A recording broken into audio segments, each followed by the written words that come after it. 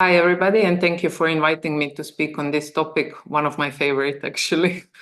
I will share the screen with the presentation now, and then we dive into the subject. Okay. Just briefly about me so that you know how my background is actually connected to innovation culture or culture in general.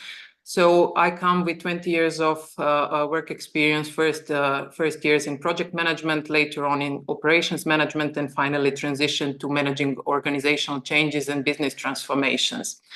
Today, the profession of all three areas is actually highlighting the importance of organizational culture and especially the part of managing changes.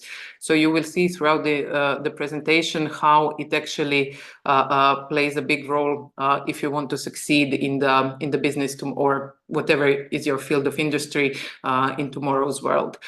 Just one thought about change. We are actually living in a world of unprecedented change.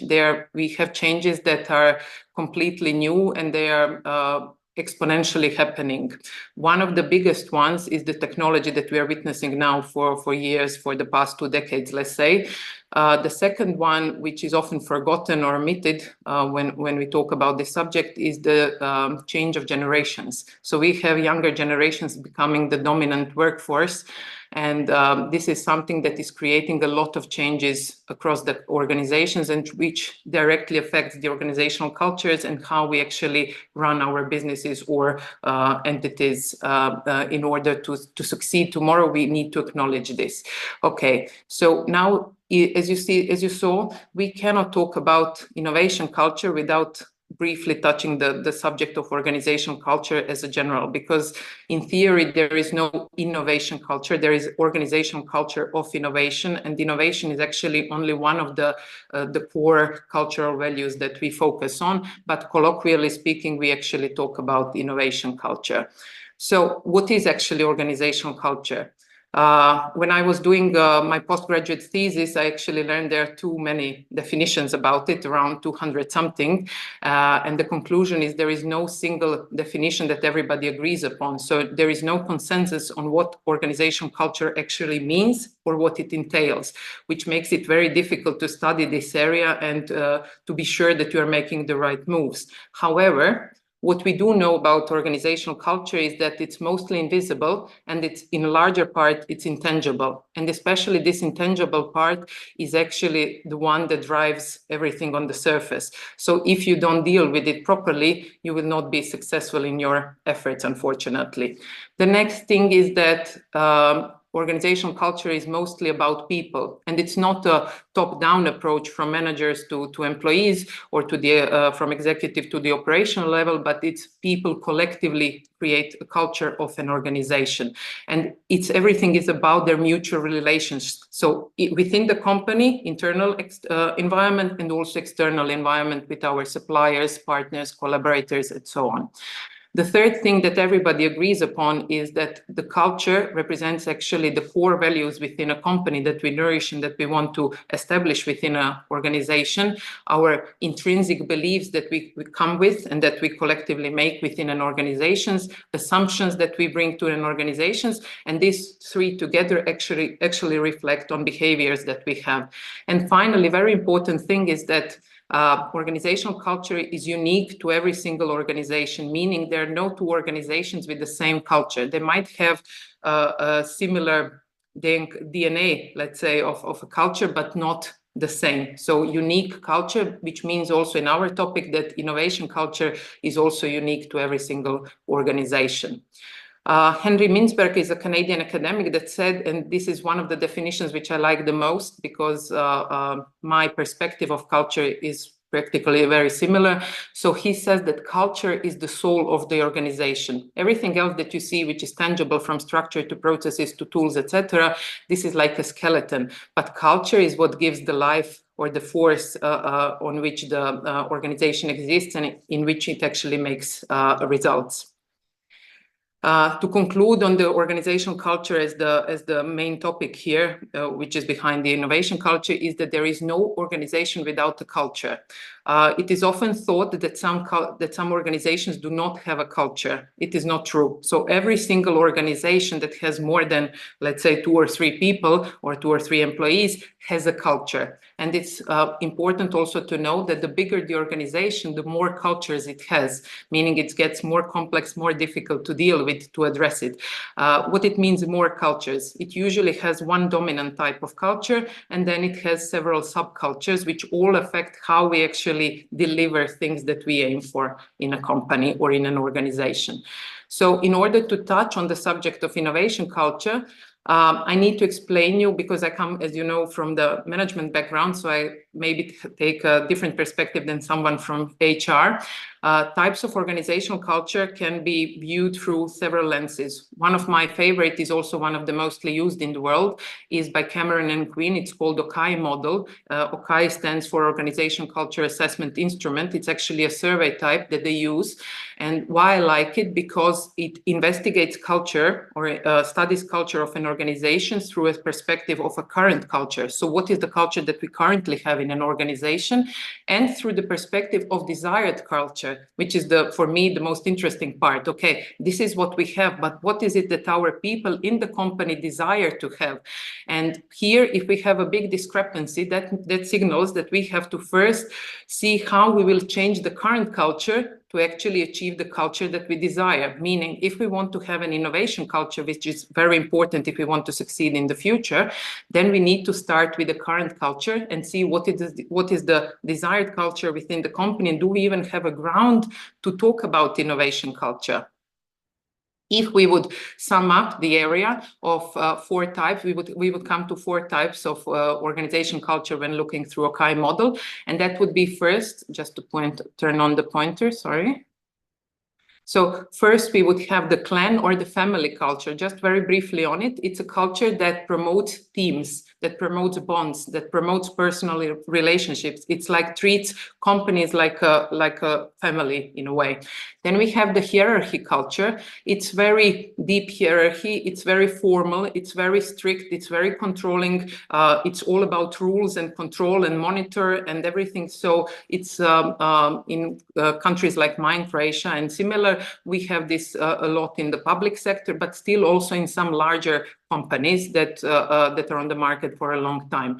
Then we have the market culture, which is the culture that is oriented to get results. Okay, so everything is about competition, everything is about getting business results, everything is about winning, let's say, on the market. And finally, the most important one here for today's topic is the adhocracy culture. It's the one in which we promote personal autonomy. So we allow people to express. We have the flexibility. We promote creative thinking, and this is the culture that we are actually looking for if we want to talk about innovation culture. So all 4 are important. There is no unimportant culture type, and there is no or almost no organization that has none of these. So typically organizations have all 4 cultures present. The only thing is which one is dominant and what is the ratio between them that we have in a company, and how we will actually deal with it. So to sum this part up, to talk about innovation culture or the organization culture of innovation within any organization, private or public, profit or non-profit one, we need actually the step 1. And this is, we need to know the dominant culture type, one of the 4. We need to know the subculture types that are affecting the overall culture in an organization. And 3, we need to ask ourselves, are there signs of the adhocracy culture? Do we even have any solid ground to introduce innovation culture in our organization? So now we finally can talk about innovation culture. Gary Hamel, which is a world-known keynote speaker for topics like this, says that most companies are built for continuous improvement rather than discontinuous innovation. They know how to get better, but they don't know how to get different. And here is the key thing about innovation culture. Continuous improvement is something literally that from management point of view, many companies now have as the general task that they need to perform. So, but it is a part of operations and general management. While this continuous innovation, which brings significant changes to our company, to our organization, is actually the one that supports innovation culture and that supports transition to the future. So here, just shortly, you can see what are actually factors or elements that this continuous innovation involves. So novelty things, novelty products, new ways of doing things, new ways of serving people, disruption of some market. So let's open a new market, or let's disrupt the existing one. Leapfrogging, market creation or expansion. This is connected to disruption. Transformational potential. So do we have a potential to transform from within and on the market itself? What is the value that we can create? Is there a new value that we can bring to the market, to the customers, to our partners? Risk and uncertainty. These are all things that we consider when we talk about this continuous innovation and when we consider about creating innovative culture. This is just one small piece of data, let's say, or insights from my postgraduate thesis, which was on the topic of comparing organization culture in private and public sector of the Republic of Croatia. So the basic or the key data about it is that was done on general working population, 18 years of age or older, and should have been organizations with 5 or more employees. It included both public and private sectors. It touched upon various industries and various business sectors. So people that were participants came from different sectors and different industries. We had smaller and bigger companies, and it had 216 participants. It is a small sample, and if I had the opportunity to do on a bigger one, I would have done it, but it still shows very significant, let's say, direction, what it needs to be done when we talk about culture. And I took out the most, or the basic data, or the most important one here. So if we look at the total sample of 216 people that were participating in, and we remember that they come from different industries and different business sectors, you will see that this is a typical organizational culture. So you see from these numbers, the dominant culture type in most of the Croatian companies is actually hierarchy type. So it's quite the opposite of what we need for innovation culture. This is the present state, done 2 years ago, but unfortunately not much has changed.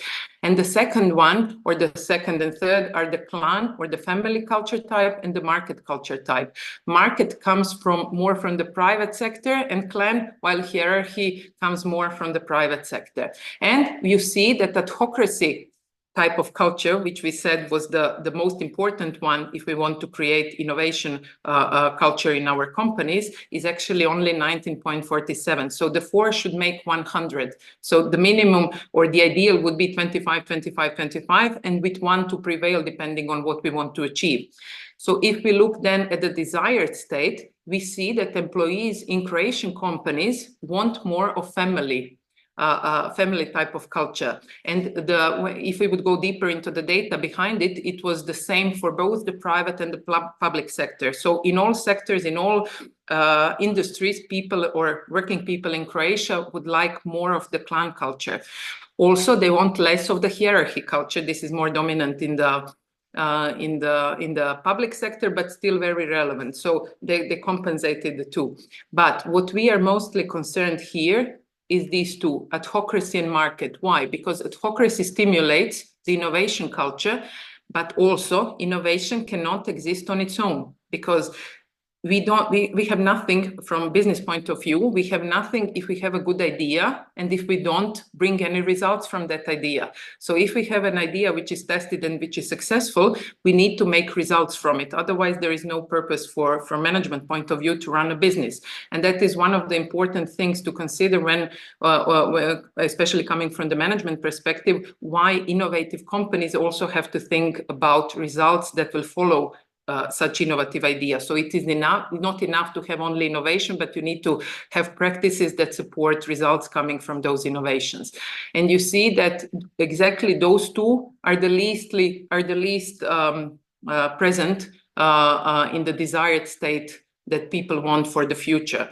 So it's also very concerning, let's say, for me, because it's when it comes to adhocracy culture and this number, it's about how much the management, the leadership allows for the personal autonomy. And if we would go now deeper into those results, you would see that the higher the management, the least inclined, they're the least inclined to allow the autonomy. And it should be vice versa. On the other hand, people or the employees of a company, they should desire the personal autonomy. And in Croatia, unfortunately, not too many people do. So they go away from it. They don't want the responsibility. They don't want the freedom, because it comes also with some things that should follow after that. So this is briefly just to see the reality, because when we had the question in one of the earlier presentations, how much of you do you think that innovation culture is present in SMEs? It said 17, I think, answers for no and 6 for yes. And unfortunately, in Croatia, at least, the reality is not as favorable. We cannot talk even about this 6 answers, yes, because a lot of people, unfortunately, here do not desire such culture. So that means that we first need to work on the mentality and the mindset of the companies, creating environment, and then we can talk about actually tools to implement innovation culture. So what would be then the environment for innovation culture? First and most important is that it stimulates growth. So innovation culture should stimulate both personal and professional growth, and business growth in the end. But one of the most important things is actually this: failing safe. To be able to innovate and to be be able to freely do that. So people need to have the psychological safety to share ideas, to be different, to come up with new ways, to not be afraid to share them with people they work with, to be able to test it, meaning that they are given both time and money and every other resource needed, so they can actually test those ideas. And then they need to be able to fail at those ideas, okay? Because not every idea will succeed, or they will need to repeat it and test it, I don't know, reiterate tens or hundreds of times until they make it correct. So failing safe is maybe one of the most important elements of the environment for innovation culture. We also have this risk-taking, and some of them we heard in the presentations before: empowerment, entrepreneurship spirit that should be nourished, personal autonomy, appreciation of differences. So appreciation and differences come together. So be able to express, and other people should appreciate it, even if we don't agree with it. So being pioneers, being adaptable, being flexible. And one of also the most important things is be open to change, because change and innovation are actually very closely related. So from management point of view, if we want to lead companies that have and that grow within themselves innovation culture, what we actually need to do? It all starts with leadership. So make sure you have the right one. I think Sarah also mentioned it, because if we don't have a leadership that supports the idea of innovation, of creativity, of creating an environment that will promote such culture, then we cannot hope to achieve innovation culture. It starts with leadership here. It doesn't end with it, but it starts with leadership. We need to establish an environment that fosters openness to change, autonomy, and creativity. And this is not a one-day task. This is something that you build for months and for years sometimes, if we want to have a true environment that inspires innovation, that inspires creativity, and it inspires moving borders.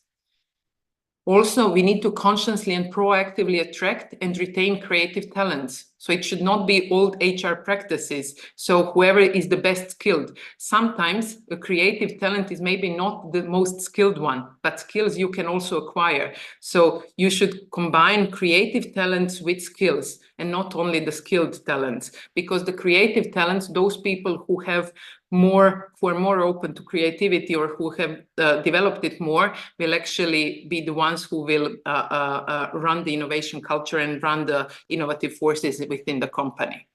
Make innovation part of the general business strategy, not just the key cultural value. So it's not enough to make it just a value that we all nourish and that we support. If we want to truly have an innovation culture, we need to make it part of the general business strategy. So it starts with intention, but it ends with action. Okay, so we need to introduce it in all aspects of our business if we want innovation culture to live in our company or in our organization.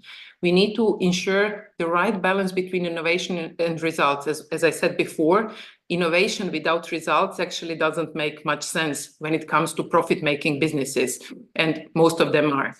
So we need to have results together with innovation. This is very important. We need to dedicate time, budget, including the reward system for successful innovations and for actually trying new things out, and the culture management team. For some, culture management team is completely new term. So to some people, I need to even explain it. What is a culture management team? So if we have operations management team, if we have a project management team, if we have a production team, if we have sales team, so why is it so strange to have a culture management team? Culture is also a force within an organization that we need to manage. Okay, so it has its own rules and we need to manage it. So time, budget, and culture management team are needed if we really want to talk seriously about innovation culture. And finally, we need to introduce regular, almost daily practices that will promote innovation culture and growth. In change management or in managing changes, we have something that is called change circles. And the same can apply to changing or developing culture. So these are circles of 9 to maximum 12 people from different levels of organization, in which we exchange ideas, in which we agree how we will actually achieve some things, how we will support innovation, what methods we will apply, what tools we will use, what we can do, how we will push boundaries. So it's done usually through discussion, through communication, and then follow up through concrete actions. When it comes to best practice examples, there is one ranking that I like very much. It comes from Mid-Sloan Management Review, and it's called Culture 500. They rank companies across the globe through 9 cultural values. You see them here. And one of those big 9 cultural values is actually innovation. So when it comes to innovation and innovation culture, these 10 companies are actually considered the best when it comes to innovation culture. And I will just briefly mention the Red Bull one, innovation in practice. So Red Bull, their mission already speaks, give wings to people and ideas. So it's not only about people, it's also giving wings to their ideas, to the ideas that they can bring to the company. And I'm quite sure that most of you are familiar with Red Bull, especially from the marketing point of view, because their marketing campaigns and their ads are quite different. Okay, so if we would only talk from the marketing perspective, they would already be innovative. Okay, not only from the ads that are different, but also from the campaigns themselves, because they partner with extreme sports. They acquire sports team, they sponsor sports team, they everything. They enter the markets in very different areas, and everything about their marketing is actually innovative. And unfortunately don't have time to make a case study out of this, but I will, when you receive a copy of this presentation, I will share a few links within this presentation that you can dive deeper into the innovative culture of and practices of Red Bull if you are more interested. But what is important, that bold marketing that we know them for is behind actually fueled by the freedom to express creativity. So if you are normal, if you are, let's say, a former banker, you definitely wouldn't apply for a job at Red Bull. I mean, when you see their headquarters, when you see what activities they have, which is publicly known, when you see how they communicate, you definitely have to have some of that quirkiness and free wild spirit to actually join the company. And this is what I said before. You need to attract the creative talent, and this is what they do superbly. And finally, just to sum this topic up, not quoting anybody else but me this time, innovation culture and future impact changes do not happen by chance. They require firm and strong decisions through leadership and ownership of the company or an organization. And then we need to follow it up with continuous daily effort at all organizational levels. I think Sarah also mentioned that all organizational levels are important here. So it's not just the employees or just the management, it's all organizational levels that need to give in their input if we want to succeed and really nurture and have the innovation culture. I will stop now here.